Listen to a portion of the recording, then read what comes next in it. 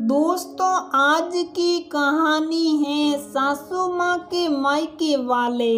दोस्तों, कहानी शुरू करने से पहले अगर आपने हमारे चैनल को सब्सक्राइब नहीं किया है तो सब्सक्राइब कर लीजिए ताकि आपके पास पहुँचे हर नया वीडियो। बहू, कल सुबह मेरे मायके से मेरे सासा सासी जी आने वाले हैं। गांव से 2 दिन रुकेंगे। वो लोग अपने बेटे के लिए लड़की देखने आ रहे हैं, इसलिए उनका कमरा और घर को अच्छे से सजा कर रखना। चाय पीती हुई मेरी सासू माँ सरला जी ने मुझसे जब ये बात बताई तब उनके आवाज में आज अलग ही खनक और चेहरे पर खुशी के साथ मन में उनके स्वागत का उत्साह देखते बन रहा था। तब वही पास बैठे मेरे ससुर जी जो चाय पीने में माजी का साथ निभा रहे थे, ने धीरे से सासू माँ की चुटकी लेते हुए मुझसे कहा, देखो बहू, कोई कमी ना रह जाए स्वागत में, इसलिए एक एक चीज और काम को ध्यान से रखना और करना, वरना तुम्हारी खैर नहीं। क्यों श्रीमती जी, हद करते हैं आप भी।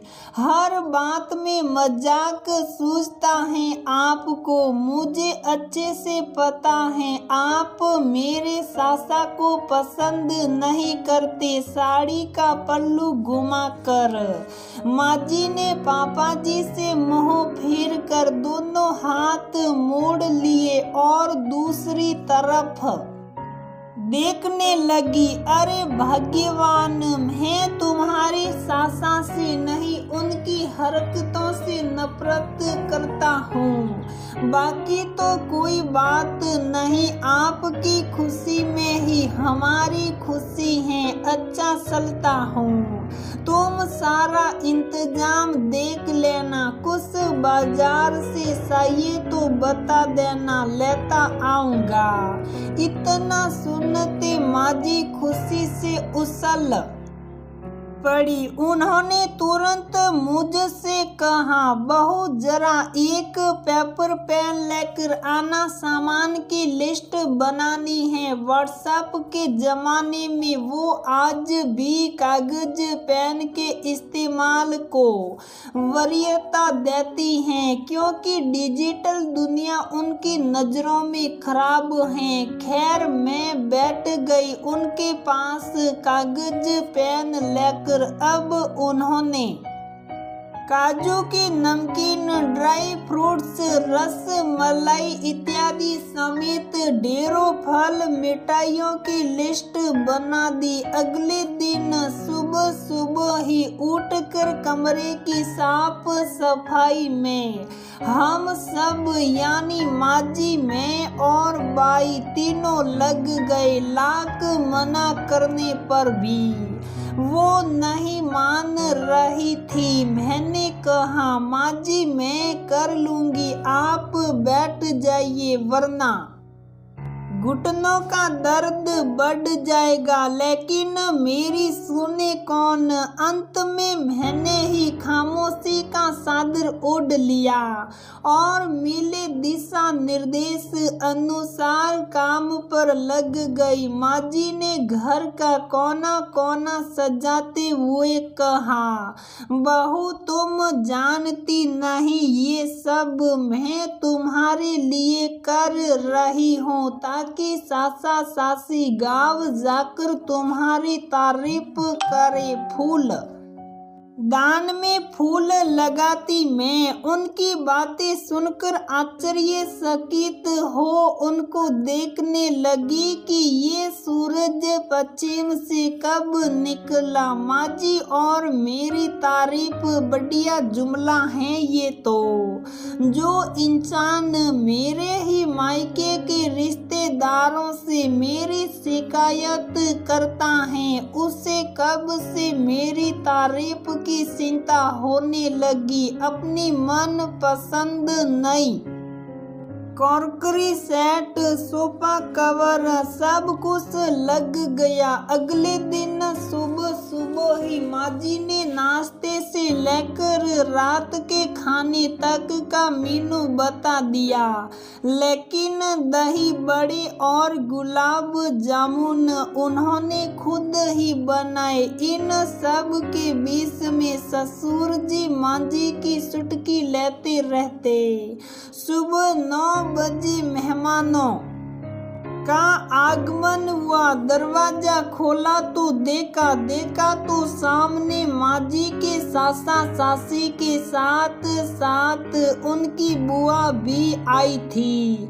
अब यहाँ से सिलसिला शुरू हुआ मेहमानों के आव भगत का। मैं पहले शरबत और पानी लेकर गई, सबके पाव छुए, सभी ने आशीर्वाद भी दिए। तभी सासू माँ ने रसोई में जाने का इशारा किया। खैर हमें कौन सा उनके बीच बैठने का शौक था, लेकिन मेरे पीछे मुड़कर अंदर जाते ही मैंने सासी जी को माँ जी से कहते सुना, अरे बेटे ये दुल्हनिया तो सांवली है और कद भी छोटा है, शादी में तो गोरी और लंबी दिख रही थी। तब तक बुआ जी ने कहा, अरे ये सब तो मेकअप का और हाई हील्स चप्पलों का कमाल था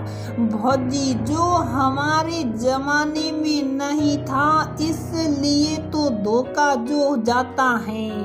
देखो हमारा लल्ला कैसे ठगा गया। सासी जी अब तुम तो जानते हो जीजी, हमको तो ई मेकअप और हाई हील्स के बारे में ज्यादा कुछ नहीं पता, इसलिए बेटे तुम्हारी बुआ को भी साथ लेकर आए कि लड़की को अच्छे से जांच परख ले। इतना सुनते सासू माँ मेरे तरफ देखने लगी।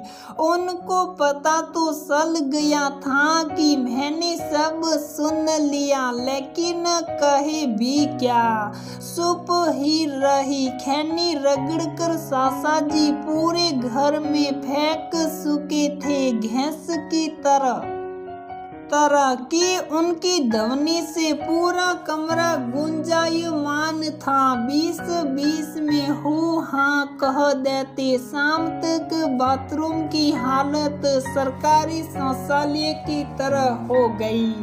सासी जी ने खांसी के बलगम और बुआ जी ने नाक के सब बाथरूम के बेसिन में पड़ा घर में उन लोगों की मौजूदगी की गवाही दे रहा था। पाउडर से लेकर लिपस्टिक तक सब कुछ उन लोगों ने मेरे पास से इस्तेमाल किए। खाने से लेकर सजावट तक हर चीज में सासी जी और बुआ जी ने कमियां निकाल दी थी। इतने में सब की बातें सुनते सुनते बीच में ससुर जी बोले, आप सब की बातें सुनकर आज पता चला कि हमारी सरला जी इतनी अच्छी आलोचना कैसे कर लेती हैं, इसलिए इनको आज तक मुझ में कमियां ही दिखी।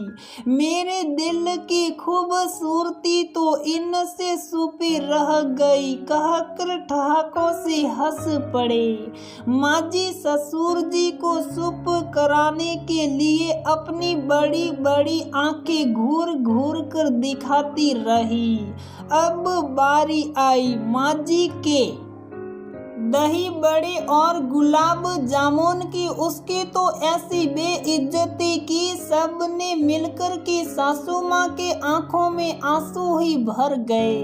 बुआ जी ने कहना शुरू किया, अरे बहू बड़ा तो पत्थर की तरह है, गुलाब जामुन में भी सास ने टाइट हैं, अच्छे से पका नहीं। कभी हमारी बहू के हाथ का खाना खाना क्या एक नंबर भोजन बनाती हैं। सासू माँ बेचारी खून का घूंट पीकर रह गई और मैं अपनी हंसी पी गई। अगले दिन सब लड़की देखने गए, लौटकर आए तो लड़की की इतनी तारीफ की जिसकी कोई सीमा ना थी। मैं भी खड़ी खड़ी मुस्कुरा रही थी। हाँ, मैं गर्दन हिलाई। शाम की सबकी ट्रेन थी। बुआ जी मुझे ट्रेन में खाने की लिस्ट बता रही थी कि क्या क्या बनाना है। तभी सासू माँ बीच में बोल पड़ी, देखो बुआ तुम्हें तो पता है बहू को कुछ काम ढंग से आता नहीं, इतने दिनों में तुमने देख ही लिया। मैंने लल्ला को बोल दिया है, वो होटल से पैक करा कर भोजन दे देगा। वैसे तो मुझे मेरी बहू के ही हाथ का बना खाना अच्छा लगता है और मेरी बहू ही मुझे सबसे अच्छी लगती है, क्योंकि इसको अपनी कड़वी चार बातें सुनाकर इसका मैं दिल दुखाती हूँ और ये मुस्कुरा कर मेरे पाँव दबा मेरा दर्द भागती है। मेरे लिए तो मेरी बहू दुनिया की सबसे खूबसूरत और अच्छी बहू हैं। इतनी तारीफ सुनते मेरे तो पाँव ही जमीन पर नहीं थे। खुशी से गाल सुर्ख लाल हो गए। मुंह बनाकर बुआ जी को होटल से खाना पैक करा कर ले जाना पड़ा। शाम को उनके जाते ही माँ जी रसोई में आई और मुझे बोला, बहू तुम अपने कमरे में चलो, मैं आती हूँ। इतना सुनते अब गाल के साथ साथ मेरा पूरा चेहरा लाल हो गया। धड़कनों की गति तेज हो गई। अपने कमरे में पलंग पर बैठी पैर हिला हिलाकर सासू माँ को झांकती कि आकर क्या बोलेगी। हाथ में 2 कप चाय लिए सासू माँ ने प्रवेश किया। मैं डर कर खड़ी हो गई तो उन्होंने कहा, बैठो बैठो, कोई बात नहीं। मेहमानों ने तो थका दिया और कहा, जरा जगह तो दो। बहू उधर चलो। मैं घिसक गई। उन्होंने एक चाय मुझे पकड़ाई और कहा, बताओ बहू चाय कैसी बनी है। मैंने सहक कर कहा, माँ जी एकदम एक नंबर। तो उन्होंने अपने दिल का दर्द कहा, बोलो तो जरा। दही बड़े और गुलाब जामुन कितने अच्छे बने थे। कुछ लोगों के मुंह का स्वाद ही खराब होता है। बुआ की तो आदत है दूसरों की हर चीज में नुक्स निकालने की और अपने की तारीफ करने की। रोटियां गिनकर उनकी बहू खिलाती हैं इनको और मेहमानों को जैसे कि मैं जानती नहीं, लेकिन बस मुंह नहीं खोलना चाहती थी, क्योंकि घर आए मेहमान की बेइज्जती क्यों करना। सिर्फ इसलिए चुप रही। माँ जी अब मेरे साथ अपने मन की भड़ास निकाल रही थी और मैं सुन रही थी। शादी के 2 सालों में पहली बार शिकायतें सुन रही थी, वो भी अपनी सासू माँ के मायके की सासू माँ के। मुँह से। तब तक ससुर जी भी आ गए। बोले घर तो बड़ा खाली खाली लग रहा है और हमारी श्रीमती जी उदास लग रही हैं मेहमानों के जाने से।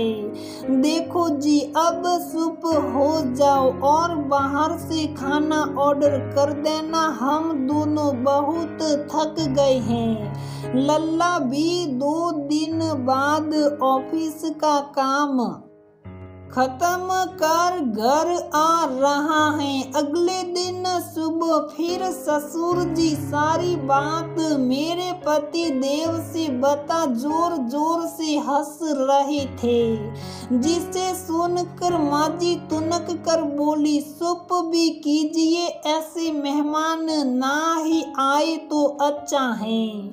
मैं तो अब माँ को मना कर दूंगी। अगले दिन नानी जी का फोन आया। बोलने लगी, अरे बुआ को तूने विदाई में साड़ी नहीं दी, बड़ी नाराज थी। बोली अब ना जाऊंगी सरला के घर। माँ जी ने भी कहा, हाँ माँ बहुत अच्छी बात, बुआ से कहिए कि टिके रहे अपनी बात पर, कोई जरूरत ना आवे कि हमारा घर। मेरी बहू को तो 1 रुपया ना रखा उन्होंने हाथ पर, लेकिन बिसारी की शिकायत की झोला भर के और खुद को विदाई चाहिए। जाने दे बिटिया, तू तो जानती है उनका बर्ताव कैसा है।